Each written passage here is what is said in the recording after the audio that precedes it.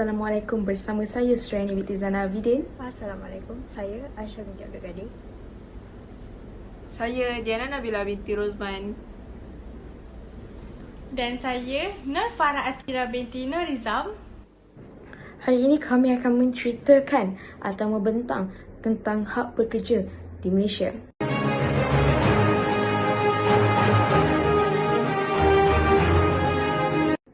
Hak pekerja adalah hak perundangan atau hak asasi manusia berkenaan hubungan majikan dan pekerja. Berbicara mengenai hak-hak pekerja dalam Undang-Undang Malaysia ini amatlah luas kerana ianya akan meliputi segala aspek undang-undang pekerja di peringkat antarabangsa sehingga memberi pengaruh terhadap perbadanan undang-undang pekerja di Malaysia. Mengenai soal-soal undang ini juga, ia akan meliputi daripada awal peringkat iaitu spesifikasi penentuan hingga ke peringkat terakhir iaitu keputusan dan penyelesaian sesuatu kes. Dalam dunia pekerjaan, pertikaian sering berlaku dalam sebuah syarikat ataupun sebuah organisasi. Pertikaian ini berlaku semestinya daripada pihak majikan dan pekerja. Hal ini demikian kerana pihak-pihak masing-masing menginginkan keadilan itu sendiri. Sebagai contoh, majikan menginginkan keuntungan lebih dan meminimumkan pengeluaran upah. Manakala pekerja menginginkan terma-terma atau syarat-syarat yang terdapat dalam kontrak pekerjaan ditepati oleh majikan. Jika salah satu tidak terlaksana oleh majikan, maka timbul pertikaian antara majikan dan pekerja. Berikutan pandemik COVID-19, semakin ramai individu telah dibuang kerja atas sebab pandemik COVID-19. Sistem insurans pekerja Pertubuhan Keselamatan Sosial PKSO pada Jun mendedahkan kadar kehilangan pekerjaan di negara ini meningkat sebanyak 42% untuk suku pertama tahun ini disebabkan pandemik COVID-19. Oleh itu, menyebabkan lebih ramai individu menganggur dan tidak dapat menyara kehidupan seharian mereka. Menurut Datuk Seri M. Saravanan, sebagai Menteri yang bertanggungjawab ke atas hal ehwal sumber manusia, Saravanan mengakui isu pemotongan gaji dan cuti tanpa gaji selain pembuangan pekerja adalah perkara yang paling sensitif pada masa ini. Timbalan Menteri Sumber Manusia Awang Hashim berkata, perbuangan pekerja itu termasuk melibatkan golongan berkemahiran tinggi, masing-masing membabitkan kategori pengurus ramai 13,000 orang, profesional dan juruteknik serta profesional bersekutu. Selain daripada itu, kebanyakan sektor perhotelan terpaksa mengambil keputusan untuk memberhentikan operasi dan membuang semua pekerja atas sebab tidak dapat mengaut keuntungan ketika pandemik COVID-19. Bukan sektor perhotelan sahaja, sektor perniagaan juga menghadapi masalah yang sama. Masalah sebegini perlu diselesaikan serta-merta supaya dapat mengurangkan masalah pengangguran dan mendapat memulihkan ekonomi di Malaysia. Akta Kerja 1955 adalah undang-undang buruh utama yang dikuatkuasakan di semenanjung Malaysia dan juga wilayah persekutuan. Terdapat 4 hak pekerja yang saya kumpulkan dari Akta 1955 ini adalah notis pemberhentian kerja, pembayaran gaji, perlindungan kepada pekerja wanita dan juga cuti rehat pekerja. Yang pertama adalah notis perberhentian kontrak pekerja. Notis perberhentian diberikan 4, 6 atau 8 minggu sebelum diberhentikan. Masa yang diberikan adalah kebergantungan kepada masa kontrak pekerja. Kontrak boleh terbatal jika majikan memecat tanpa notis, merendah-rendahkan pekerja dan jika terdapat denda tanpa gaji dikenakan oleh pekerja, ia perlu tidak lebih dari 2 minggu. Yang keduanya adalah pembayaran gaji. Dalam kontrak pekerja, perlu memasukkan tempoh gaji pekerja akan memperolehi dan juga amount gaji. Majikan perlu membayar pekerjanya tidak lebih dari 7 hari selepas tempoh pembayaran gaji yang sepatutnya.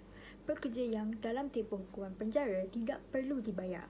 Gaji pekerja tidak boleh ditolak sesuka hati kecuali jika pekerja telah dibayar awal di bawah Seksyen 22 atau penolakan sewa rumah, servis makanan yang diberikan oleh majikan kepada pekerja. Akta seterusnya berkenaan dengan pekerja wanita. Pekerja wanita tidak boleh bekerja pada waktu malam di antara 10 malam dan 5 pagi. Wanita juga tidak boleh bekerja di bawah pekerjaan bawah tanah. Wanita juga berhak untuk mendapatkan cuti bersalin dan juga allowance bersalin. Akhir sekali adalah cuti rehat pekerja. Pekerja berhak untuk mendapatkan cuti sekurang-kurangnya 1 hari dalam seminggu. Pekerja tidak boleh bekerja 5 jam berturut-turut tanpa rehat sekurang-kurangnya 30 minit. Pekerja juga tidak boleh bekerja lebih dari 8 jam dalam masa 1 hari ataupun lebih dari 48 jam seminggu.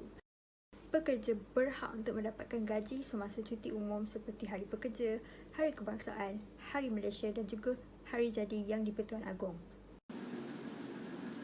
Ramai pekerja dibuang kerja semasa pandemik COVID-19 melanda negara. Berikut adalah faktor-faktor yang menjurus kepada keputusan ini. Dari skop negara, kemelesatan ekonomi mengakibatkan rakyat turut terkesan dari segi kewangan. Fasa PKP yang bermula hujung bulan Mac 2020 sangat memberi impak kepada seluruh negara, bukan sahaja syarikat ternama, malahan juga perusahaan kecil dan sederhana. Personaliti individu yang kurang produktif mendorong majikan memilih mereka untuk diberhentikan kerja. Lebih-lebih lagi, mereka ingin mengurangkan tampungan gaji yang perlu dibayar kepada pekerja. Dengan adanya pekerja yang lebih berkualiti, pekerjaan akan menjadi lebih mudah dan teratur tanpa ada sebarang kerugian. Dari aspek industri pula, penularan wabak COVID-19 telah menjadi punca kepada berbagai industri terpaksa ditutup. Jelasnya, industri penerbangan terpaksa berhenti dari beroperasi berikutan sepadan negara yang telah ditutup. Ini menyebabkan ramai kru kabin dan juga juruterbang diberhentikan kerja tanpa rela. Ulasan isu pemberhentian pekerja mendapat tempat dalam negara kita semenjak akhir-akhir ini. Perkara terbabit tidak mengejutkan dengan mengambil kira keadaan ekonomi semasa yang tidak menentu akibat penularan pandemik COVID-19. Tidak dapat dinafikan dengan keadaan ekonomi dan pandemik yang mencabar pada masa kini telah menyebabkan sesetengah majikan terpaksa melakukan proses pemberhentian pekerja bagi mengelakkan kerugian besar terhadap syarikat mereka. Namun, perlu diketahui juga, terutamanya oleh para majikan, bahawa isu yang melibatkan pemberhentian kerja ini tidaklah boleh dibuat secara sewenang-wenangnya tanpa alasan yang kukuh seperti yang termaktub dalam undang-undang.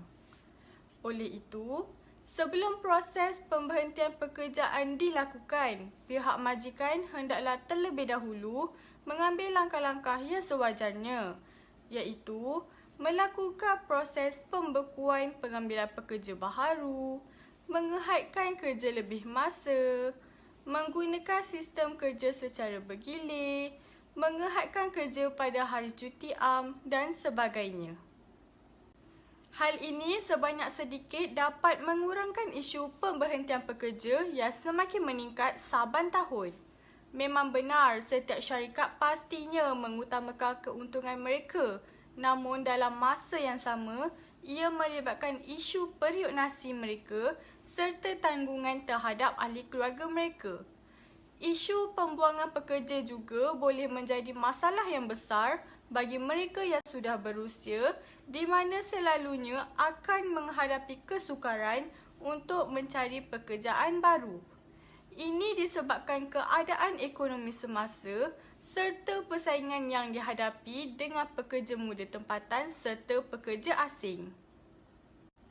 Sudah sampai masanya isu pemberhentian pekerja yang memakan masa bertahun lamanya ini mendapat perhatian yang sewajarnya dari pelbagai pihak bagi memastikan hak dan kebajikan para pekerja dalam negara kita lebih terjamin.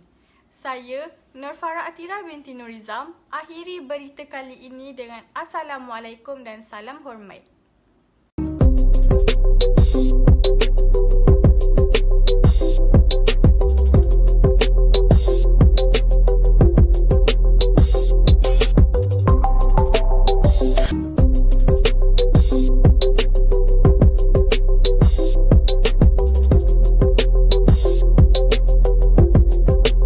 Cegah COVID-19, elakkan 3C, amalkan 3W norma baharu di tempat kerja.